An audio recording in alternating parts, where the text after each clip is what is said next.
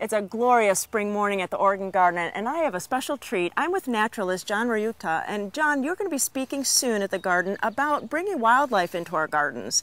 And we're standing right in front of some birdhouses, and that's probably one of the best ways most homeowners know about bringing wildlife in. Exactly.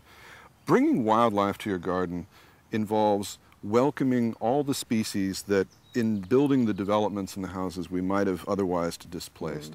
And of course, with most people, I think that's probably birds. The birds are the gateway wildlife. If you're not welcoming birds into your garden, you're probably not interested in welcoming much more. So in setting up a habitat that is conducive to birds, both visiting and remaining all through the year, because of course Oregon has a wonderful climate that allows many species to remain with us throughout the year, setting up the housing, setting up the food distribution, and most importantly, setting up the water. Because housing and food are something that many birds can find in the natural environment. Water is something that becomes increasingly scarce as we develop our own houses and our own types of gardening. So we have to be able to provide water, clean, fresh, preferably moving water, so that we don't get some other problems that come from stagnant water, and make it accessible. So bird baths, bubbling flat-edged fountains make an excellent source of water for bird life. And we were going to talk about the birds and the bees, and so that's very important. Get and ready. Butterflies. The birds and the bees. Bees, of course, are a subject of great concern right now because of the colony collapse disorder issues that are going on. And in order to have not only the flowers and the other plants, but also our own agricultural products, we desperately need bees.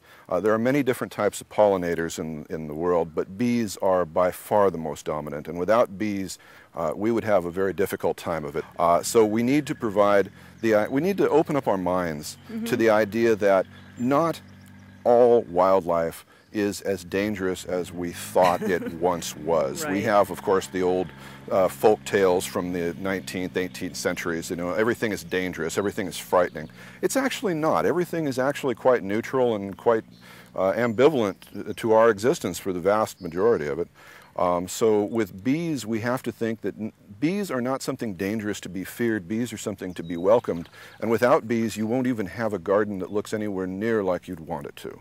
And then what about butterflies? How can we bring more butterflies into our gardens? Well, butterflies are an integral part of the backyard wildlife chain because they provide not only a pollination role, but the caterpillars, which are the vast majority of a butterfly's life cycle, which many people don't fully realize, don't think about, are not only the predecessors to the butterflies that you wish to see in the garden, they're also an important source of food for the birds that you wish to attract to the garden. So it all goes together. It all cycles completely together. Right. And so the thing with butterflies is that if you want the butterflies in the garden in the late spring, in the summer, you have to be willing to tolerate the caterpillars for the rest of the year. And that's something that many gardeners have a great deal of difficulty with because they don't want the little nibbles out of the edges of the leaves. But the reality is, most of the butterfly species that are found in Northwest Oregon are not particularly prolific. We don't have a great number of butterfly species here. The caterpillars won't eat it all. And you simply have to accept that nature isn't neat and it's sometimes imperfect, and it's in its imperfection that it continues to flourish. So we have to be willing, if we want the wildlife to live with us and we want to enjoy its beauty and the spiritual solace that it can provide, we have to be willing to accept that it needs to survive too, and some of those ways that it survives are not exactly the picture-perfect plant gardens that we would think of. Well, I think that you've given us so many tips just right now, but I really encourage everyone to come out to the Oregon Garden on March 27th, and John's going to be having a seminar and then also a bird walk. So if you have any more questions, please go to gardentime.tv and we'll click you over to the Oregon Garden. Thank you so much for all those tips. Oh, it's been my pleasure. Thank you. Thank you.